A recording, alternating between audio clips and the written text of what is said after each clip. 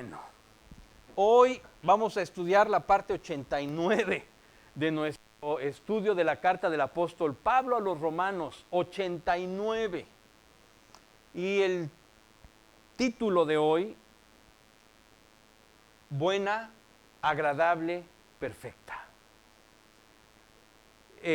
No dice qué, pero quienes conocen la Biblia entienden así automáticamente que habla de la voluntad de Dios. Y si no lo sabías, habla de la voluntad de Dios. Así es que, adelante, David.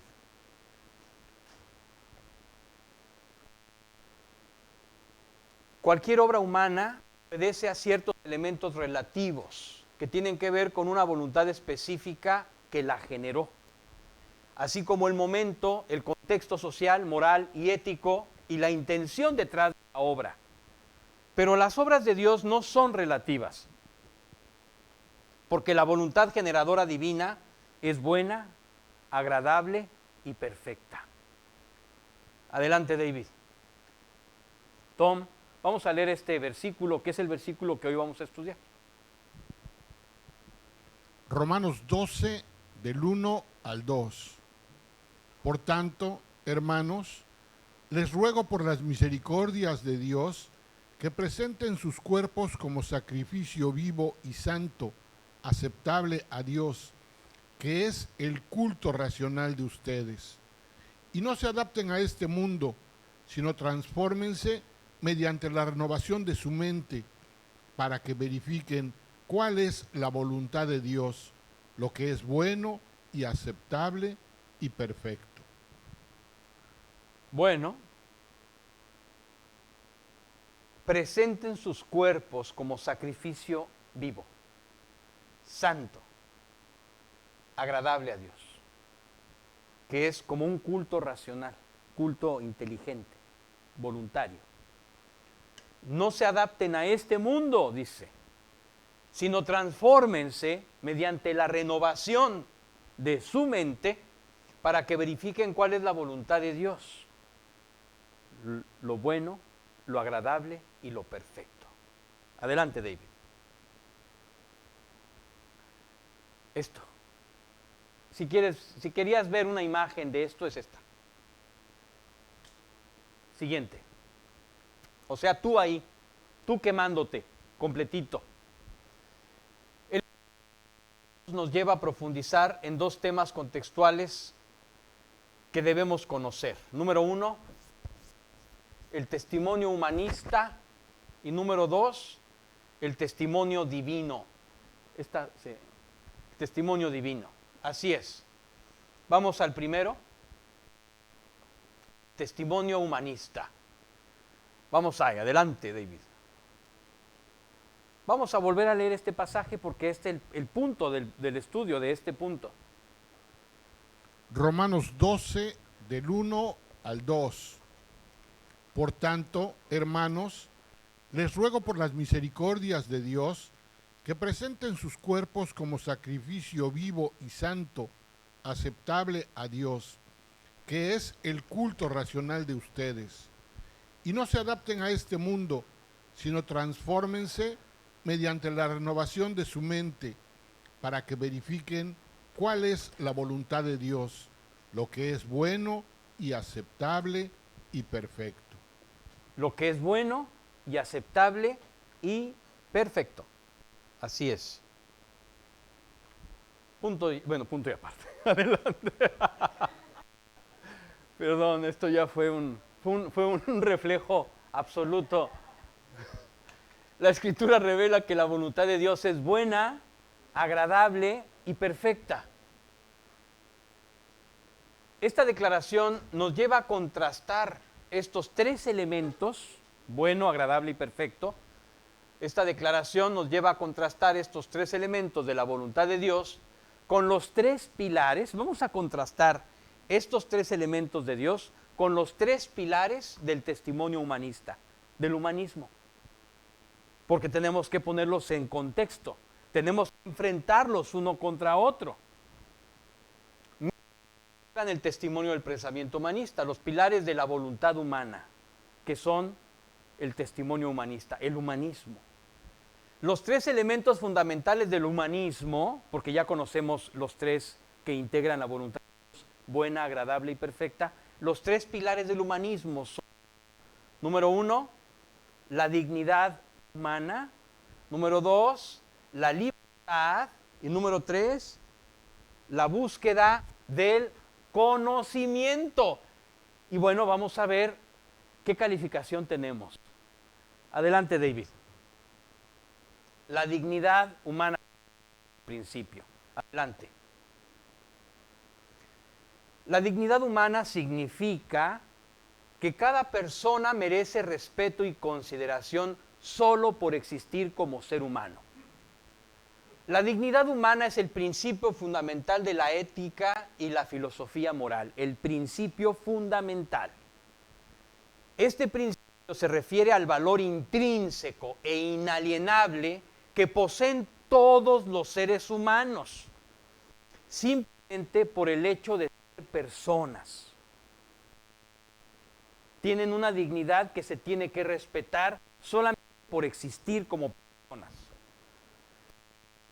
Está estrechamente ligada a la autonomía, autodeterminación y respeto mutuo. O sea, yo me autogobierno, yo decido qué. Vamos a apretarle una vez, David. Filósofos como Immanuel Kant, que aparece ahí la caricatura de él, que la dignidad radica en nuestra capacidad racional y moral para tomar decisiones y actuar de acuerdo con principios universales. Bien, este es el argumento, este es el escrito. Ahora vamos a ver los hechos. Adelante, David. El testimonio, los hechos y la aplicación de este principio está muy lejos de cumplir con el ideal filosófico de la dignidad humana. Históricamente, el pecado ha generado una sociedad egoísta, soberbia y sin temor de Dios. En realidad, una permanente violación de la dignidad humana en todas sus manifestaciones, como veremos adelante. Ser el pilar fundamental de la sociedad creada en un momento de la historia. El racismo y el clasismo están más vigentes que nunca y denigran todo intento maquillado del hombre de alcanzar un ideal imposible.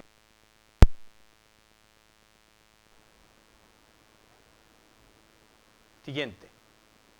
Bueno, aquí tenemos algunas imágenes en donde vemos racismo en el fútbol. Le hacen como orangután a este hombre que es de color. Eso es lo que hacen, como que si fuera un chango. Y eso es lo que están haciendo aquellas personas que creen que son de la casta divina de Zeus y de Epafrodita. Ahí está una pancarta en donde los futbolistas están reclamando respeto a los jugadores porque hay un problema severo en el fútbol. No es un problema menor, es un problema severo en el fútbol. Les avientan plátanos como si fueran changos, orangutanes. Así a ese nivel. En el siglo XXI. Y bueno, no hablemos del pasado, que ahí había colores diferentes para entrar a los diferentes bares, ¿no? Gente de color a la derecha, gente blanca a la izquierda, ahí está, ¿no? Y pues la esclavitud desde Egipto, aquí hay un mural en donde está grabado la esclavitud en Egipto, el Ku Klux Klan, y pues ya, olvídate. No pararíamos de este tema, es todo un tema que podríamos tener una sesión de meses. Vamos a leer lo que dice Dios sobre esta cuestión de dignidad del ser humano hacia el ser humano. Romanos 3, de 10 al 18. Como está escrito, no hay justo ni aun uno, no hay quien entienda, no hay quien busque a Dios. Todos se han desviado, a una se hicieron inútiles. No hay quien haga lo bueno, no hay ni siquiera uno. Perdón, aquí pido perdón por los que pensaban que eran la última Coca-Cola en el desierto. No hay ni siquiera uno. Sepulcro abierto es su garganta. Engañan de continuo con su lengua. Veneno de serpientes hay bajo sus labios. Llena está su boca de maldición y amargura. Sus pies son veloces para derramar sangre. Destrucción y miseria hay en sus caminos, y la senda de paz no han conocido. No hay temor de Dios delante de sus ojos. No hay temor de Dios delante de sus ojos. Este es el veredicto. ¿Por qué son perversos? ¿Por qué no hay ni un solo justo? Porque no hay temor de Dios delante de sus ojos. David, este concepto humanista también es el fundamento sobre el cual se construye la defensa ideológica de los derechos humanos. El ser humano soñando con ser justo, ¿no? Como la canción de la Oda a la Alegría, ¿no? En que los hombres volverán a ser hermanos. Ven, canta, sueña cantando, vive soñando. Es un sueño guajiro, porque nuestra realidad es terriblemente diferente. La Declaración Universal de los Derechos de la ONU establece que todos los individuos tienen con dignidad y respeto. Esto implica que discriminación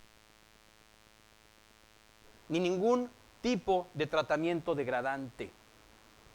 Los mecanismos legales y morales destinados a proteger y promover la dignidad de las personas, sin importar su origen, raza, religión o cualquier otra característica.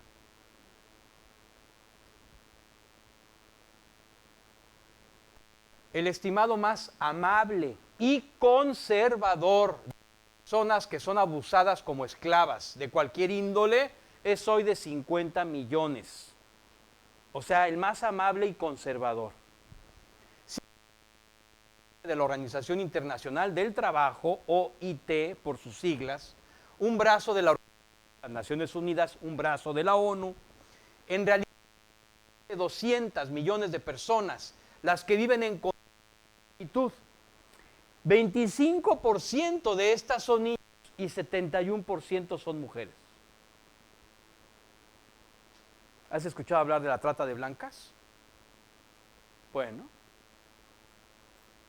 Y de todos los niños que para hacer estos teléfonos y estos tenis y la ropa y todo lo que conocemos hoy que puedes pagar porque está barato, lo tienen que hacer ellos para que sea barato y lo puedas pagar, si no, no lo podríamos pagar. Esto, considerar la esclavitud como el modo constitucional de la vida de algunos gobiernos, en algunos gobiernos comunistas o socialistas, donde por nacimiento el Estado es el amo y señor de todas las personas. Sí hay gobiernos comunistas todavía en donde tú naces en un gobierno que ya es dueño de ti. Tú eres esclavo de ese gobierno. Todo lo que tú hagas es para... Y el gobierno se compromete a darte todos los beneficios de salud, todos los cuidados de educación, salud que necesites, comida. Claro, hay un solo papel de baño y tú sabrás si te gusta o no es asunto tuyo. Hay un solo proveedor de carne que es compadre del presidente y tú sabrás si no te gusta. Pero bueno, pues eso es. Ese es el modelo. No obstante, aún sin estas consideraciones de los gobiernos comunistas, la cifra extraoficial de esclavos en el mundo se multiplica por 4 del primer indicador de 50, se multiplica por 4, o sea, son 200 millones. En realidad, 200 millones de personas son esclavas, viven, no en pobreza extrema, no, esclavas. David, y no estamos contando a los chinos, ¿eh? Bueno, aquí tenemos una imagen que dice más que 1000 palabras, varias imágenes. Ahí están los niños sacando el material para hacer las pantallas del iPhone táctiles. Ahí están, trata de blancas. Ahí están los tenis Nike de la última generación.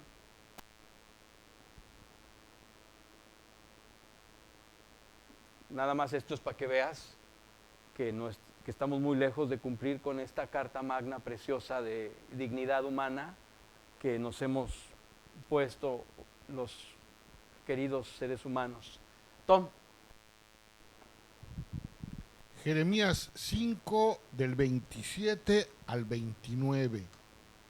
Como una jaula llena de pájaros, así están sus casas llenas de engaño. Por eso se engrandecieron y se enriquecieron. Han engordado y se han puesto lustrosos. También sobrepasan en obras de maldad. No defienden la causa del huérfano para que prospere, ni defienden los derechos del pobre. ¿No he de castigar por esto?, declara el Señor. ¿De una nación como esta no he de vengarme? Ahí la pregunta. Ahí la pregunta. Siguiente. La justicia social y todos los individuos tengan la oportunidad de vivir con dignidad. Esto incluye combatir la pobreza, la exclusión social, la discriminación y la desigualdad económica. O ética, los mismos principios éticas relacionadas con la medicina y la biotecnología.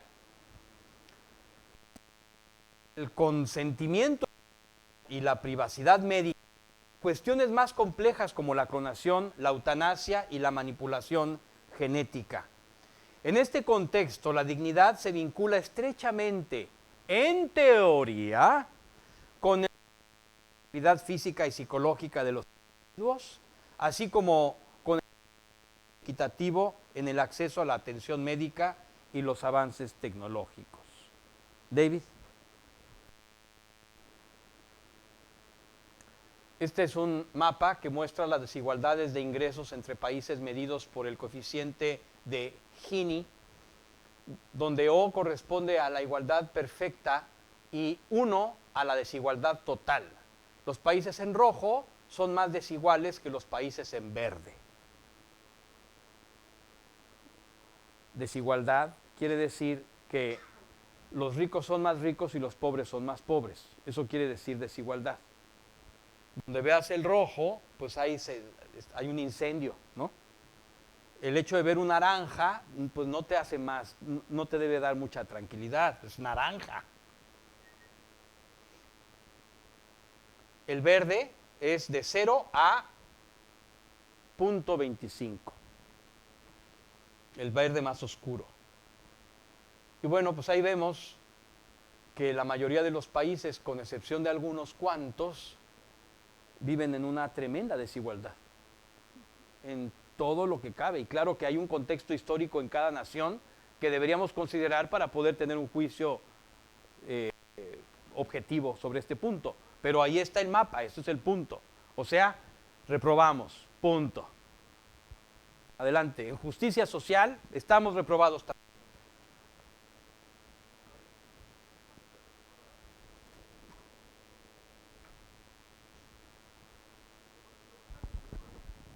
¿Así?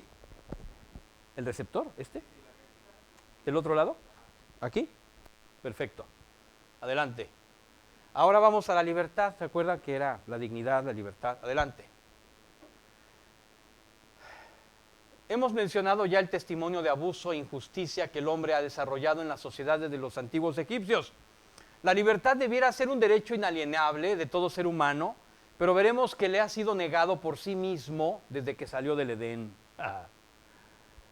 La independencia de Dios nos ha costado mucho.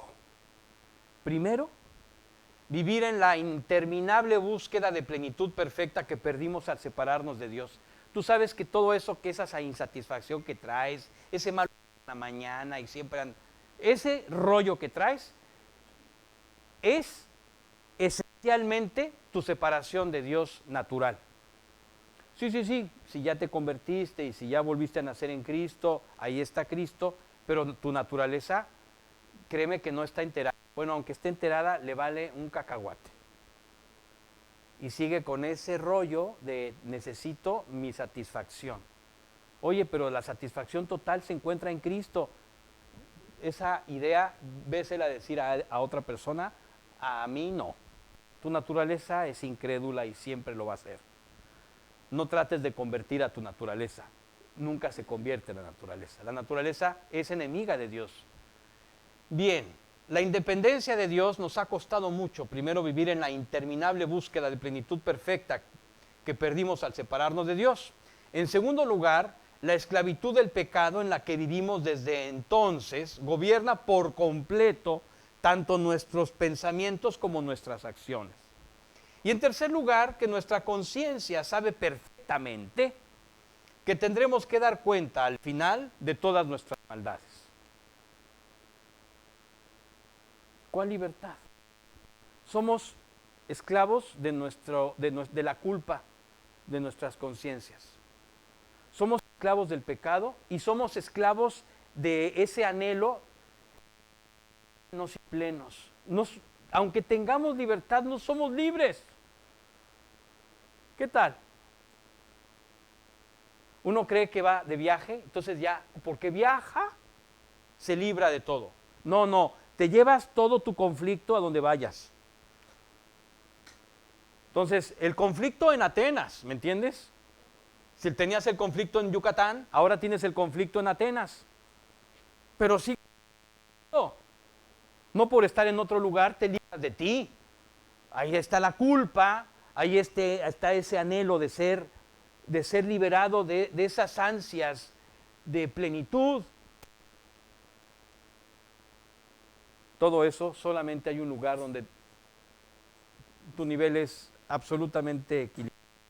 Es la cruz del Calvario, el regazo de Cristo. David. Pero este testimonio tan desgraciado no termina aquí. Se está gestando ya un experimental, hablo de la libertad, de la falta de libertad.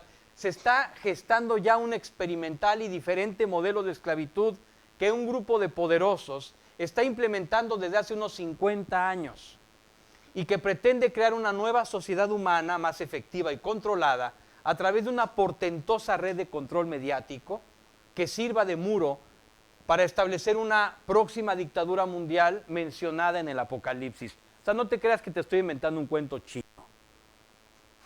Y en el Apocalipsis claramente está descrita esta dictadura. Y hacia allá va toda la humanidad. Hacia allá va.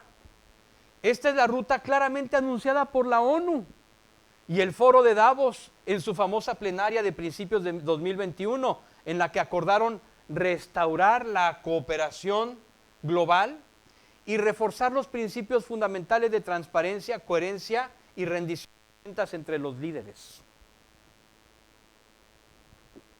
Están obligados los líderes a obedecer los líderes de los países a obedecer a este grupo de poderosos que tienen controlada la ONU. David. Este compromiso incluye la persecución y censura de todas las voces que cuestionen tanto sus objetivos e intenciones como sus dudosas prácticas para establecer su nueva Torre de Babel. En este contexto, la libertad humana es imposible, porque no puede liberarse de la esclavitud del pecado, como tampoco quitar de sí la culpa que conlleva las acciones de maldad que continúa haciendo, ni saciar la búsqueda interminable de la plenitud perfecta. El ideal de libertad que el hombre anhela, solo Dios puede cumplirlo en la persona de Jesucristo. Solo nuestra conversión a Cristo podrá liberarnos de la culpa y esclavitud del pecado y dará la plenitud perfecta que tanto ansía. David. Así es, aquí tenemos los pies, ¿se acuerdan de la estatua de los pies de Nabucodonosor, que tenía la cabeza de oro, que era Babilonia, el cuerpo de plata, que era el imperio persa, el imperio griego era la parte de los muslos, y después tenía las piernas, que era el Imperio Romano, y los pies que estaban mezclados con barro y con hierro, que hablan de una derivación del Imperio Romano en los últimos tiempos, que van a ser asociaciones humanas, en donde no podrás hacer nada, como dice la Biblia, si no tienes la autorización del grupo, porque todo lo va a tener copado de manera mediática. Es este muro que se está trabajando.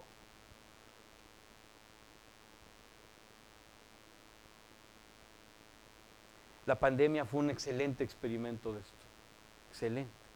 Y vaya que dio resultado. David. Tom.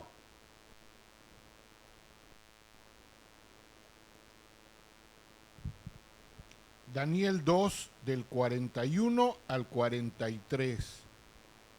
Y lo que viste de los pies y los dedos, en parte de barro cocido de alfarero y en parte de hierro, serán un reino dividido. Mas habrá en él algo de la fuerza del hierro, así como viste hierro mezclado con barro cocido. Y por ser los dedos de los pies en parte de hierro y en parte de barro cocido, el reino será en parte fuerte y en parte frágil. Así como viste el hierro mezclado con barro, se mezclarán por medio de alianzas humanas, pero no se unirán el uno con el otro, como el hierro no se mezcla con el barro. Así es. Aquí lo dice. David. Así es, esta es la realidad hoy. Estamos controlados y todo está aquí. Ven acá, yo te digo qué debes hacer, cómo lo debes hacer. Todo está ya automatizado. David. Exactamente. Y solamente son unas empresas las que están, este muro es un muro, fíjate, que cierra completamente todo a través de esta estrategia desde las Naciones Unidas. Te dicen qué tienes que hacer y cómo tienes que actuar. Dicen que para 2030 no serás dueño de nada y no te faltará nada. Ese es el estatuto comunista del imperio, de la Unión Soviética cuando se fundó. No serás dueño de nada y no te faltará nada. Siguiente, David. La búsqueda del conocimiento. Adelante. De primera instancia, pareciera absurdo argumentar en contra del concepto de la búsqueda del conocimiento que tiene como ideal fundamental el humanismo. Menos que esta búsqueda del conocimiento no sea otra cosa que el propio argumento intelectual humanista para mantenernos separados de Dios. ¿Qué tal? En el estado de injusticia y de maldad en el que se encuentra. Yo estoy a favor de investigar. Sí.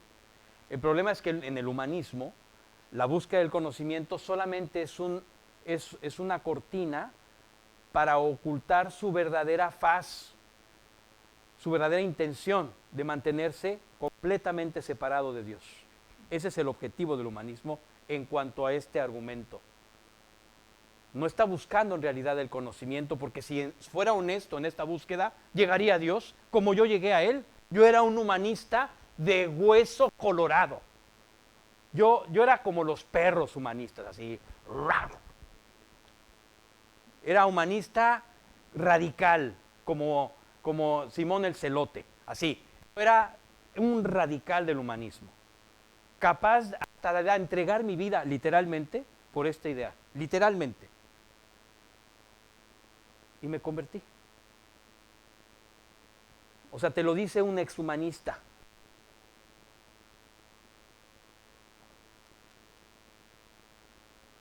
Que este es un argumento, porque yo estuve allá adentro. Este es un argumento para justificar que tenemos que vivir apartados de Dios. Solamente es una pantalla.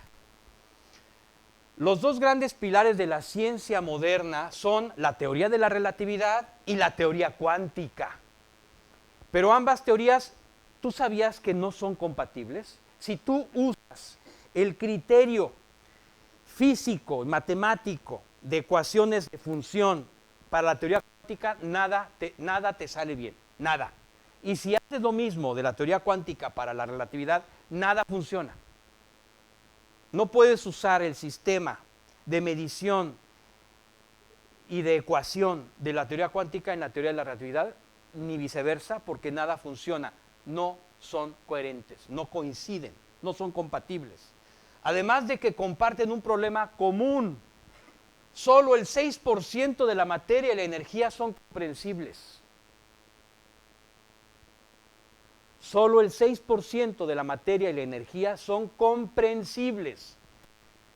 El 94% no se puede explicar, como Dios lo había dicho miles de años atrás. El hombre ha llegado a Dios en un afán intelectual por evitarlo. Sí, queriendo evitar a Dios, llegó a Él. Claro, no llegó a Él para convertirse, llegó a Él en el sentido de que no hay respuesta, está reconociendo que no hay manera de explicar lo que no puede explicar. Siempre que discuto con una persona como la que yo era, ¿no? un naturalista, un evolucionista, le digo nada más dos preguntas. A ver, nada más dime una cosa, ¿cómo comenzó todo? Porque el universo está expandiendo, ¿no? Tuvo que haber habido algo. ¿Qué había en ese algo antes? Hoy te lo puedo contestar porque yo me mataba, mi mente se mataba con esa pregunta. Pero hoy te puedo contestar que es Dios. Pero antes yo no tenía ninguna idea de cómo contestar esto. ¿Qué había antes del Big Bang? ¿Cómo salió? ¿De dónde salió todo? Porque todo es todo, toda la materia y toda la energía que hay tuvieron que haber salido de algo. Porque hay un principio fundamental y este sí no se puede cambiar, y es que la materia no se crea ni se destruye, solamente se transforma. Por lo tanto, ¿cómo nació todo? ¿Cómo de pronto todo estuvo allí? Ese es el primero. Y el segundo es, explícame cómo se forma la vida. ¿De dónde salió la vida? Nada más explícame eso. Todo tu rollo de la evolución y que fuimos changos y musarañas y después reptiles y antes peces y antes plancton. Quiero que me digas ahora cómo surgió la vida. El plancton, la autonomía de la vida, cada célula. Porque no pulula la vida en el universo, ¿eh? No existe ninguna evidencia de vida en otro lado. Ni por asomo. Pero es que Dios lo había dicho desde el principio. Entonces el hombre ya le dio toda la vuelta al periférico tratando de evitar a Dios. ¿Y sabes qué se dio cuenta? Que llegó al mismo lugar. Llegó a Dios. David, esto me recuerda a esta frase fantástica. Uno suele hallar su destino en el mismo sendero que toma para evitarlo, ¿no? El hombre, sin querer, queriendo, llegó a Dios. David. Exacto, así sigue el hombre. Sigue la búsqueda de no sé qué, pero ahí sigo. Pero con todas las ganas y toda la enjundia. ¿A dónde te lleva eso? No tengo idea, pero ahí voy, con toda energía. Ok. David. Tom. Proverbios 25:3. Para la altura de los cielos y para la profundidad de la tierra y para el corazón de los reyes no hay investigación. Así es. Para la altura, para lo macro y para lo micro no hay investigación. ¿Ya lo había dicho Dios? David.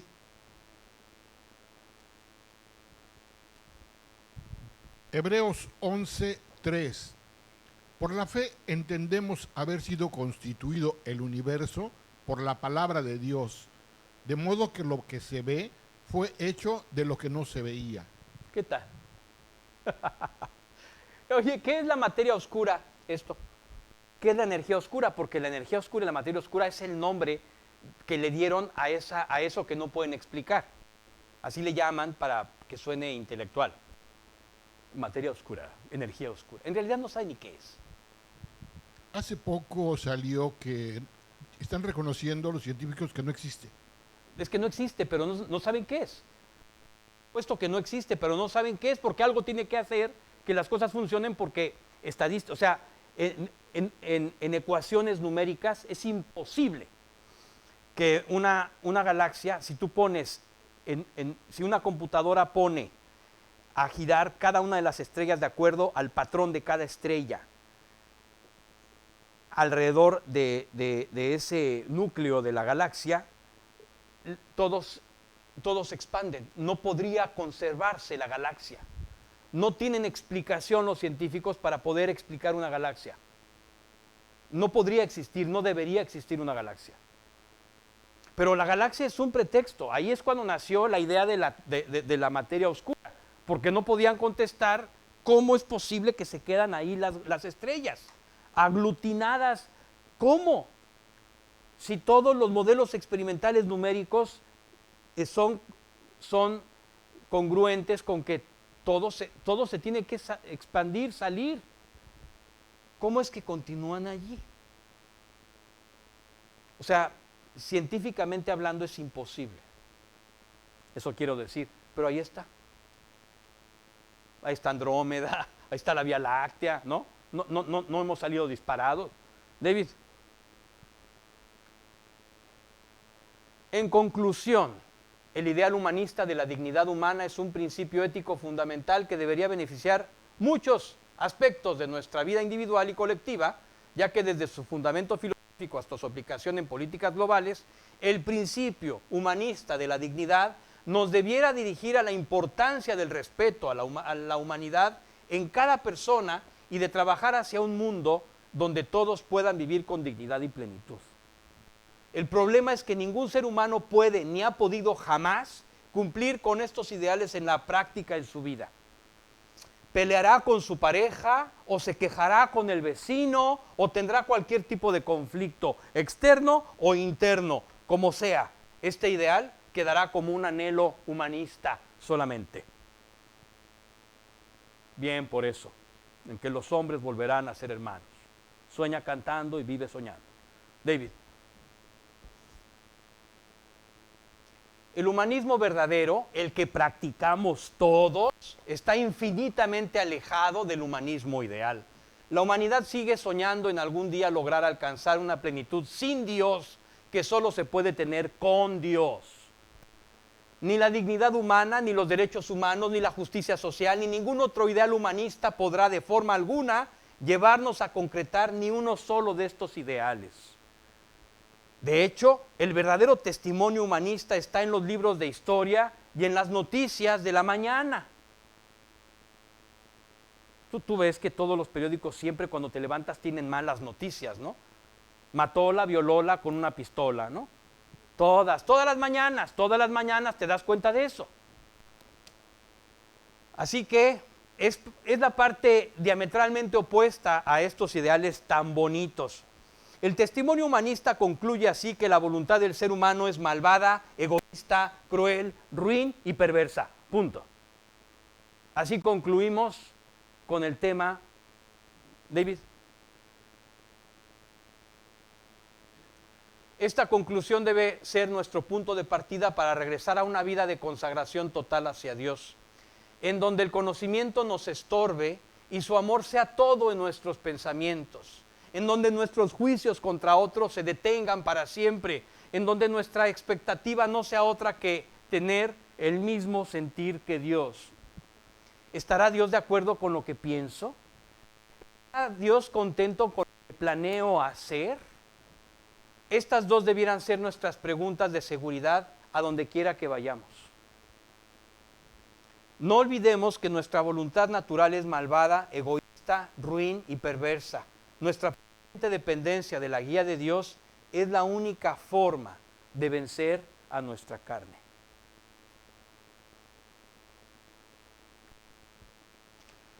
Ahora, pasamos al testimonio divino. Ya, gracias, qué bueno, ya estábamos aquí todos revolcados en nuestra propia miseria. Ya, pasemos a buenas noticias. Adelante, David. Las malas noticias ya terminaron. Tom. Juan 3:16. Porque de tal manera amó Dios al mundo que dio a su Hijo unigénito, para que todo aquel que cree en Él no se pierda, sino que tenga vida eterna. Esta es la noticia. Esta es la noticia. Este es el testimonio. Este es el testimonio divino. Es este. Dios te ama tanto que pagó la deuda que tú tenías que pagar, de toda tu maldad y toda tu miseria. Todo lo que acabamos de ver ya está pagado. Si tú ya te convertiste, ya está pagado.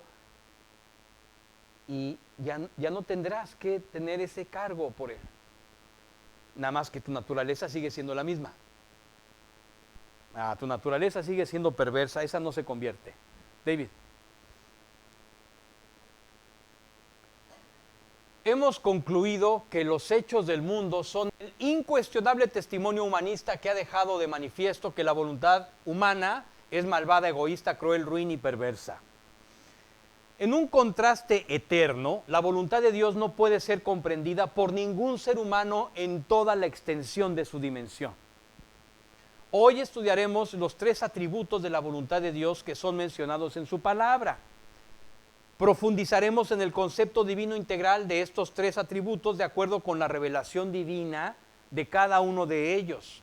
Desde la dimensión eterna de santidad, justicia, verdad, amor y plenitud perfecta, Dios describe en la Escritura las características divinas de bueno, agradable y perfecto. David. Antes de comenzar con los detalles, debemos saber que estos 3 atributos tienen la misma esencia de la Trinidad. Son 3 y son uno mismo y están conectados en una perfecta unidad. Sí, no se pueden separar. La voluntad divina es buena en la medida que es agradable y es perfecta. Lo mismo sucede con las otras 2. Es agradable en la medida que es buena y perfecta. Y es perfecta en la medida en que es buena y agradable. Este concepto es muy difícil de poder explicar en términos humanos, pero Dios nos ha dejado en su palabra una forma precisa y sorprendente de explicarlo y entenderlo, la manera más sencilla que te puedas imaginar. Como sucede comúnmente, esta revelación la encontramos en los subsecuentes versículos. Estamos en Romanos 12 del 1 al 2. Pues vamos a leer del 3 al 5, ¿qué te parece? Por favor, Tom. Romanos 12, del 3 al 5. Porque en virtud de la gracia que me ha sido dada, digo a cada uno de ustedes que no piense de sí mismo más de lo que debe pensar, sino que piense con buen juicio, según la medida de fe que Dios ha distribuido a cada uno. Pues así como en un cuerpo tenemos muchos miembros, pero no todos los miembros tienen la misma función, así nosotros, que somos muchos, somos un cuerpo en Cristo e individualmente miembros los unos de los otros. David. Dios inicia con una advertencia contra el orgullo directamente. No se anda con rodeos, va directo. La buena, agradable y perfecta voluntad de Dios comienza poniendo los reflectores en el aspecto más dañino y nocivo de nuestra naturaleza. El orgullo. El orgullo destruye familias, proyectos, amistades, iglesias, ministerios, convicciones y testimonios. Dios nos revela aquí que la noción de la unidad, de saber que somos parte de un solo cuerpo, y que ninguno tiene mayor importancia que otro en el cuerpo de Cristo que todos integramos, nos mantiene alejados del orgullo. ¿Qué tal? Todos somos importantes. Tú no eres más importante que nadie. Acuérdense que los discípulos de Cristo se andaban ahí repartiendo el gabinete, ¿no? Señor, ¿quién es el primero? Estamos aquí discutiendo quién es el mayor. Y Jesús les dijo, no hay mayor. El mayor es el siervo de todos, es el más pequeño de todos. Juan, nos acabas de derrumbar toda nuestra estructura VIP. ¿Y ahora qué hacemos con ella? Si nosotros éramos los jerarcas VIP, que toda nuestra estructura nos la acabas de derrumbar. Difícil estar con Jesús. No, la pasaron muy mal los discípulos en ese sentido, porque se vieron a sí mismos como tremendamente perversos y malvados. Ese era el resultado de estar con Cristo, que tú acababas saliendo de ahí con una depresión tremenda. Chancla, soy peor de lo que me imaginaba. Esa era tu conclusión y debería ser tu conclusión todavía. Bien, la buena, agradable y perfecta voluntad de Dios comienza quitando la basura del orgullo para dar paso de inmediato al siguiente punto. ¿Cómo la ves?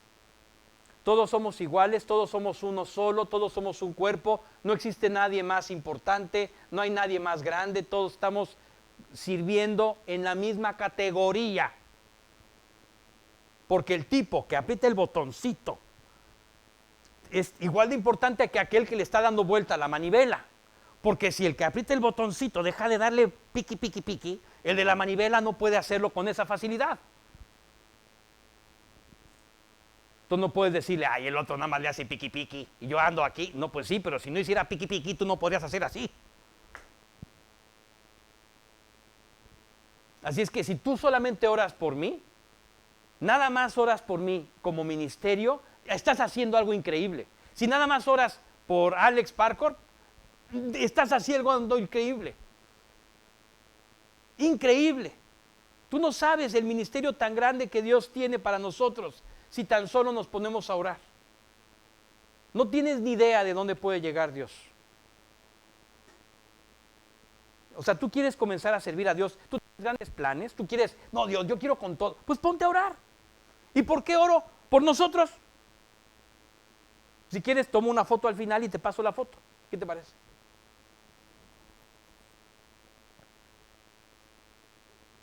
Ese es mi sistema de oración. Bien, siguiente punto. David. Tom. Romanos 12, del 6 al 8. Pero teniendo diferentes dones, según la gracia que nos ha sido dada, usémoslos. Si el de profecía, úsese en proporción a la fe. Si el de servicio, en servir.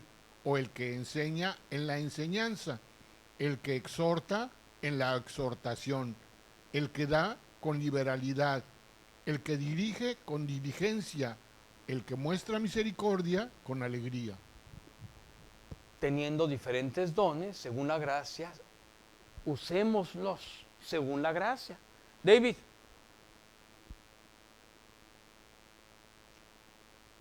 El Espíritu pasa ahora a advertir con toda claridad que nada de lo que tenemos para el ministerio es nuestro.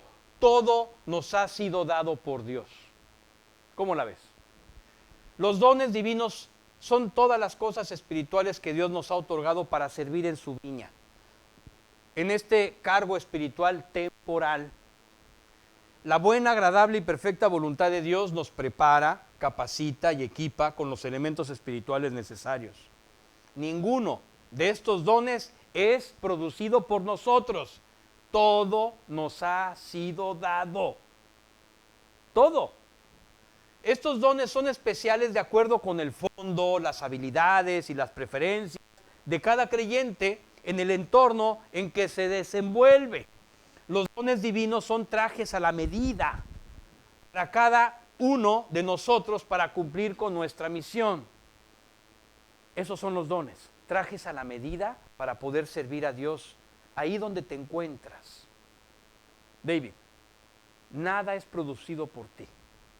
Tom.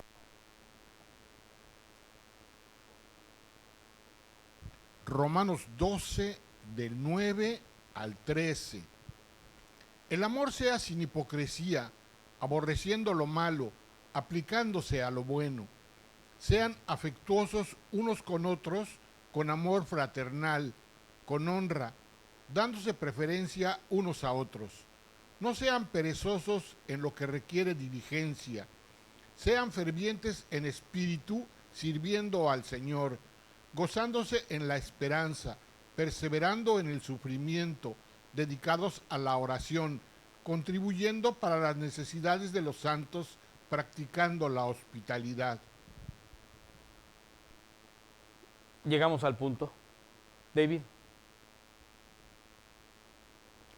Ahora, la buena voluntad de Dios, agradable y perfecta, nos lleva al punto central, al objetivo absoluto y la razón de todo lo creado, el amor. No podía haber otra razón, no podría haber otro punto, no podría haber otra esencia. La esencia pura y total de Dios se manifiesta en su trabajo perfecto sobre lienzos imperfectos. Voilà. ¿Qué tal? La frase que lo engloba todo es perseverando en el sufrimiento. ¿Qué tal? Eso dice, perseverando en el sufrimiento. Porque describe en ella la lucha espiritual que tiene lugar en nuestra naturaleza rebelde cuando la buena, agradable y perfecta voluntad de Dios opera en el interior de un alma malvada, cruel y perversa. ¿Cómo es tu alma? Malvada, cruel y perversa. Y la mía, malvada, cruel y perversa. En esa alma imperfecta, Dios ha puesto su espíritu, lo perfecto. Así es que nuestra alma malvada, cruel y perversa ahora tiene lo perfecto. Y es con lo perfecto con lo que nos va a recibir en eternidad. Sin tomar en cuenta toda nuestra situación tremenda.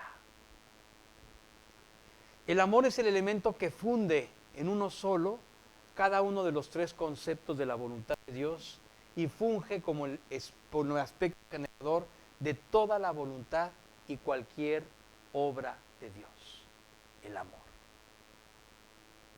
¿Ya viste cómo llegamos al amor? Tuvimos que pasar por nuestra miseria para llegar al testimonio divino. El testimonio divino es el amor. David, esto significa que si nos aliamos con el pecado en algún momento, si murmuramos contra alguien o si nos envuelve un arrebato de ira o si nuestros ojos se van por el camino de la traición, el amor de Dios permanece intacto, inalterable. Ah, sí, el amor de Dios no cambia. Esto es un problema. Y vamos a llegar al conflicto, porque tú crees que esto no es técnico. Esto te va a simbrar hasta lo más profundo. Escucha, a pesar de haber ensuciado el lienzo de su trabajo en nuestra alma, Dios aplica su voluntad buena, agradable y perfecta en la disciplina que venga como consecuencia de nuestros actos. Esto significa que no es la venganza ni nuestro castigo lo que motivará el siguiente paso de Dios en nosotros. No, sino su amor bueno, agradable y perfecto. Dios no está esperando a ver cómo actúas para darte un guamazo en un pellizquito de monjita, ¿no? ¿Qué estás haciendo? No. Cuidadito. Agilanceando el paso. Dios no es así. En todo momento, la voluntad de Dios es buena, agradable y perfecta. Sin embargo, esto se opone por completo al sentir nuestro cuando nosotros padecemos una injusticia. Entonces le pedimos a Dios que no sea bueno, agradable y perfecto con los otros, con aquel que nos afectó, que no sea bueno, agradable y perfecto. Señor, que le vaya bien, pero que lo machuque un tren, ¿no? Esa es mi petición, con doble quebrante. Señor, quebrántalo con doble quebrantamiento. Así oran los creyentes cuando se sienten agredidos por otro creyente. Señor, quebrántalo con doble quebrantamiento.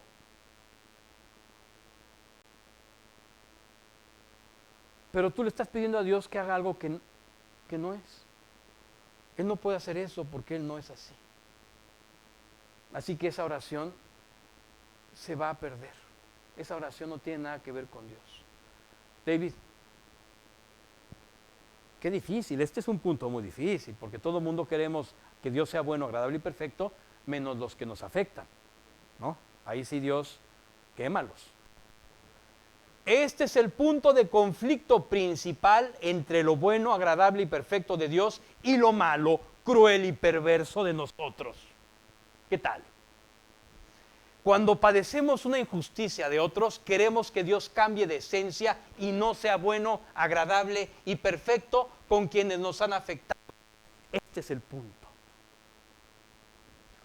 Así es que podemos notar el tremendo contraste del testimonio malvado que emana de nuestro ser en oposición al testimonio de amor de Dios que no puede cambiar ante nuestro padecer.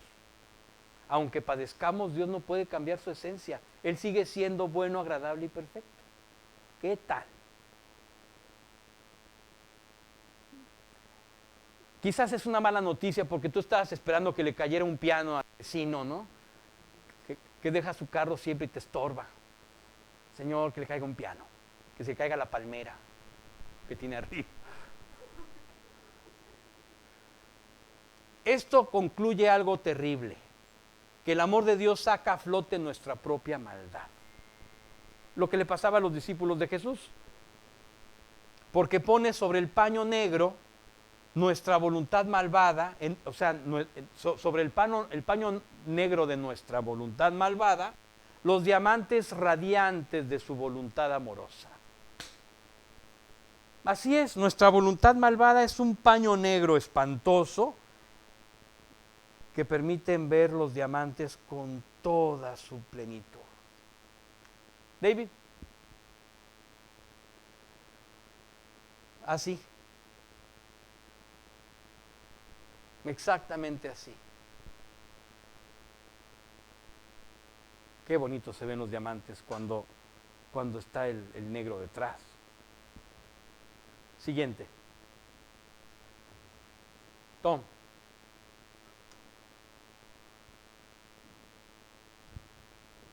Romanos 12, del 14 al 16. Bendigan a los que los persiguen, bendigan y no maldigan. Gócense con los que se gozan y lloren con los que lloran. Tengan el mismo sentir unos con otros. No sean altivos en su pensar, sino condescendiendo con los humildes. No sean sabios en su propia opinión. Te voy a parafrasear esto. Bendigan a los que les hacen mal, a los que los persiguen. Bendigan a los que los han afectado. Bendigan y no maldigan. Gócense con los que se gozan y lloren con los que lloran. Tengan el mismo sentir unos con otros. No sean altivos en su persona. Ya hablamos de eso al principio con el orgullo. Sino condescendiendo con los humildes. No sean sabios en su propia opinión. Wow. David. Tom. Hebreos 6, del 9 al 11. Pero en cuanto a ustedes, amados, aunque hablemos de esta manera, estamos persuadidos de las cosas que son mejores y que pertenecen a la salvación. Porque Dios no es injusto como para olvidarse de la obra de ustedes y del amor que han mostrado hacia su nombre, habiendo servido y sirviendo aún a los santos. Pero deseamos que cada uno de ustedes muestre la misma solicitud hasta el fin, para alcanzar la plena seguridad de la esperanza. Exacto. Este servicio para Cristo, síguelo haciendo. Oye, ¿has amado a los que te persiguen? Síguelos amando. No eres la víctima. Recuerda que todos somos víctimas y verdugos al mismo tiempo. Todos hemos afectado a otras personas. Y también hemos sufrido la afectación de otros. Pero todos somos al mismo tiempo víctimas y verdugos. Todos. Por lo tanto, sabiendo esto, no podemos pensar mal de nadie, dice aquí. No pienses mal de nadie. Sigue aplicando la justicia de Dios, que es amor absoluto en toda la dimensión. David. todo. O sea, todo. Bien frito. Siguiente. Conclusión. Número 1. Recuerda que nuestra voluntad natural es malvada, egoísta, ruin y perversa. Nuestra permanente dependencia de la guía de Dios es la única forma de vencer a nuestra carne. Número 2. No olvidemos que somos miembros, parte de un solo cuerpo de Cristo y que ninguno es más importante que otro, que todos nos necesitamos y que los dones que recibimos vienen de Dios, no de nosotros. Número 3. Ten siempre presente que la voluntad amorosa de Dios contrasta terriblemente contra nuestra voluntad malvada y lo comprobamos cuando padecemos una injusticia, cuando el amor de Dios saca a flote nuestra propia maldad porque pone sobre el paño negro de nuestra voluntad los diamantes radiantes de su voluntad. Qué diferente es el amor de Dios y su voluntad, que siempre es buena, agradable y perfecta. Esto está impresionante. David. Tom. Mateo 5, 48. Por tanto, sean ustedes perfectos como su Padre Celestial es perfecto. ¿Alguna pregunta? Ahora sí se entiende mejor. Sean perfectos como vuestro Padre Celestial es perfecto. Qué increíble, ¿verdad? Bueno, haz eso. Hoy Dios ha hecho un llamado precioso a nuestra vida. Pues muy bien, vamos a